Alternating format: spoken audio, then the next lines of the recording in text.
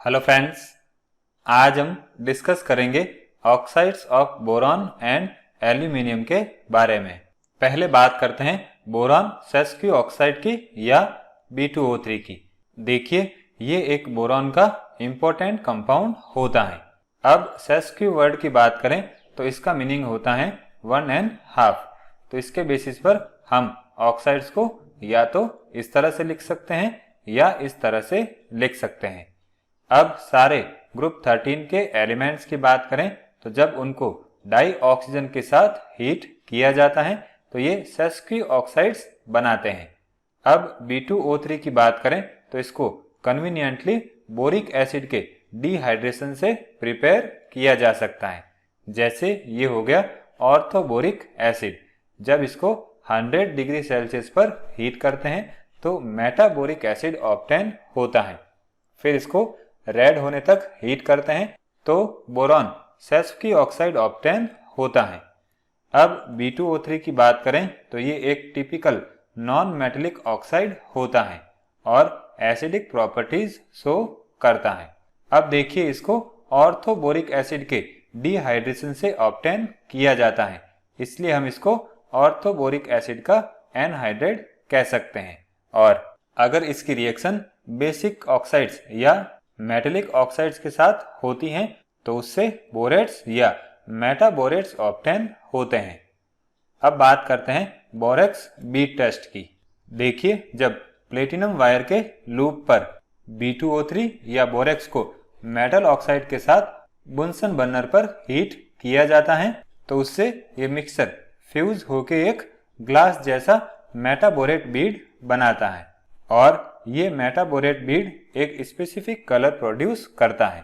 जैसे अगर हम ट्रांजिशन मेटल्स के मेटाबोरेट बीड्स की बात करें तो उसमें एक कैरेक्टरिस्टिक कलर होता है। तो इसी वजह से हम इस रिएक्शन का यूज मेटल के आइडेंटिफिकेशन में कर सकते हैं। अब देखिए, विटामिन B12 की बात करें तो उसमें कोबाल्ट मेटल प्रेजेंट होता है। तो इस कोबाल्ट को सबसे पहले इस टेस्ट के थ्रू ही आइडेंटिफाई किया गया था। मींस ये टेस्ट विटामिन B12 में कोबाल्ट की प्रेजेंस का फर्स्ट प्रूफ है। देखिए, कोबाल्ट ऑक्साइड को जब B2O3 के साथ हीट करते हैं तो कोबाल्ट मेटाबोरेट ऑब्टेन होता है जो कि फ्लेम में ब्लू कलर प्रोड्यूस करता है। अब देखिए, अभी हमने डिस्कस किया था B2O3 एसिडिक प्रॉपर्टीज शो करता है, लेकिन अगर इसकी reaction very strongly acidic compounds के साथ करवाई जाती हैं तो उस केस में ये बेसिक ऑक्साइड की तरह बिहेव करता है। जैसे P2O5 या AS2O5 के साथ इसकी रिएक्शन होती हैं तो बोरॉन फॉस्फेट या बोरॉन आर्सेनेट ऑब्टेन होते हैं। अब बात करते हैं एल्यूमिना या Al2O3 की।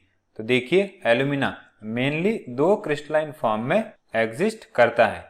एक हो जाएगी अल्फा एल्यूमिनो या जिसको हम कोरंडम कहते हैं और दूसरी हो जाएगी गामा एल्यूमिनो। इसके अलावा एल्यूमिना फाइब्रस फॉर्म में भी होता है जिसको कॉमर्शियली प्रिपेयर किया जाता है। देखिए, कोरंडम की बात करें तो ये एक मिनरल होता है। इसके अलावा अल्फा एल्यूमिना या कोरंडम को एल्यूमिनियम हाइड्रोक्साइड या गामा एल्यूमिना को 1000 डिग्री सेल्सियस के अबव हीट करके प्रिपेयर किया जा सकता है। अब कोरंडम की हार्डनेस की बात करें तो ये मोज स्केल पर 9 हार्डनेस शो करता है। मीन्स ये वेरी हार्ड होता है, इसीलिए इसका यूज ज्वेलर्स रूज के फॉर्म में ग्लास की पॉलिशिंग में किया जाता है। देखिए, ज्वेलर्स रूज को हम पॉलिशिंग रूज भी कहते हैं और ये एक फाइन कंपाउंड होता है जो कि प्रिसीजियस मेटल की बफिंग में यूज होता है। अब कोरंडम की इम्प्योर फॉर्म की बात करें तो उसमें आयरन ऑक्साइड और सिलिका का कंटामिनेशन होता है और इस इम्प्योर फॉर्म को हम एमरी कहते हैं और इसका यूज एमरी पेपर या सैंड पेपर बनाने में किया जाता है। देखिए, सैंड पेपर या एमरी पेपर की बात करें तो इसका यूज मेटल की पॉलिशिंग में किया जाता है। अब रिएक्टिविटी की बात करें तो कोरंडम एसिड्स के टुवर्ड्स अनअफेक्टेड होता है और इसका मेल्टिंग पॉइंट हाई होता है, मीन्स 2000 डिग्री सेल्सियस से ओवर होता है। इसके अलावा कोरंडम का यूज रेफ्रेक्टरीज के फॉर्म में फर्नेसेस की लाइनिंग में किया जाता है और हाई टेम्परेचर रिएक्शंस के लिए कंटेनर्स बनाने में भी किया जाता है। अब कोरंडम के क्रिस्टल स्ट्रक्चर की बात करें तो इसमें ऑक्सीजन एटम हेक्सागोनली क्लोज पैकिंग में अरेंज रहते हैं और उसके बीच में जो ऑक्टाहेड्रल होल्स होते हैं उसमें से 2/3 ऑक्टाहेड्रल होल्स एल्यूमिनियम +3 आयन से फिल होते हैं।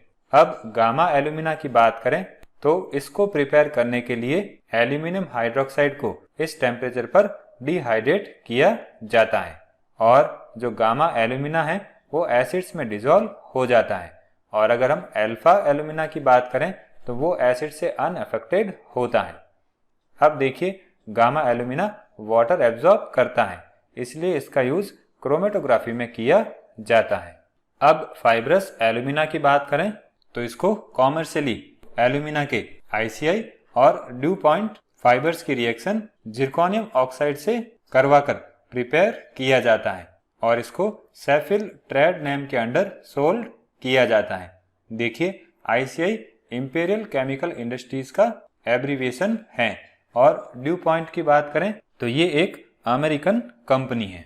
अब इन एल्यूमिना फाइबर्स की बात करें तो ये सिल्क की तरह होती हैं और इनकी लेंथ 2 to 5 सेंटीमीटर होती हैं और अगर डायमीटर की बात करें तो इनका डायमीटर ह्यूमन हेयर का 1/20 पोर्शन होता है और ये फाइबर्स होलो होते हैं और फ्लेक्सिबल होते हैं और इनमें हाई टेंसाइल स्ट्रेंथ होती हैं। अब रिएक्टिविटी की बात करें तो ये फाइबर्स केमिकली इनर्ट होते हैं और इस टेम्परेचर तक स्टेबल होते हैं। अब यूजेस की बात करें तो इन फाइबर्स का यूज रोप्स और फैब्रिक बनाने में किया जाता है। इसके अलावा इसका यूज केमिकली इनर्ट पेपर बनाने में भी किया जाता है और कैटलिस्ट के सपोर्ट के फॉर्म में भी इसका यूज होता है। अब देखिए अगर इन फाइबर्स को कुछ सर्टेन मेटल्स जैसे एल्यूमिनियम, मैग्नीशियम और लेड के साथ मिक्स किया जाता है तो इन मेटल्स की स्ट्रेंथ इंक्रीज हो जाती है। जैसे अगर हम एल्यूमिनियम में 50% फाइबर ऐड करते हैं तो बनने वाला एल्यूमिनियम प्योर एल्यूमिनियम के कंपैरिजन में 5 टाइम्स स्टिफर होगा। इसके अलावा इन फाइबर्स की बात करें तो इनमें एक्सीलेंट थर्मल और इलेक्ट्रिकल इंसुलेटिंग प्रॉपर्टीज भी होती हैं। अब देखिए एल्यूमिना की बात करें तो ये व्हाइट कलर का कंपाउंड होता है, लेकिन अगर इसमें क्रोमियम 3rd ऑक्साइड या आयरन 3rd ऑक्साइड ऐड किए जाते हैं तो उससे एल्यूमिना कलर्ड हो जाता है। देखिए अगर हम व्हाइट सैफायर या सफेद नीलम की बात करें तो वो एक जेम क्वालिटी का कोरंडम होता है और सिंथेटिक रूबीज की बात करें तो उनको बनाने के लिए एल्यूमिना और क्रोमियम 3rd ऑक्साइड के मिक्सचर को ऑक्सी हाइड्रोजन फ्लेम पर स्ट्रांगली हीट किया जाता है। अब रूबीज वेरी हार्ड होते हैं, इसीलिए इसका यूज ज्वेलरी और वॉचेज और इंस्ट्रूमेंट्स के बियरिंग बनाने में किया जाता है। तो हम कह सकते हैं रूबी एक तरह का मिक्स्ड ऑक्साइड होता है। अब ब्लू सैफायर्स या नीलमणि की बात करें तो ये एक दूसरे तरह के मिक्स्ड ऑक्साइड होते हैं जिनमें आयरन +2, आयरन +3 या टाइटेनियम +4 मिक्स होते हैं। अब मिनरल स्पाइनल की बात करें तो इसका फॉर्मूला ये होता है और ये एक मिक्स्ड ऑक्साइड होता है। अब देखिए एल्यूमिनियम मेटल की बात करें तो ये ऑक्सीजन से स्ट्रॉन्ग एफिनिटी शो करता है, तो इस वजह से इसका use less stable metal oxides के थर्मल रिडक्शन में किया जाता है। जैसे ये हो गया मैंगनीज का ऑक्साइड, जब इसकी रिएक्शन एल्यूमिनियम के साथ होती हैं तो ये मेटल ऑक्साइड मेटल में रिड्यूस हो जाएगा और ये एल्यूमिनियम एल्यूमिना में ऑक्सीडाइज हो जाएगा।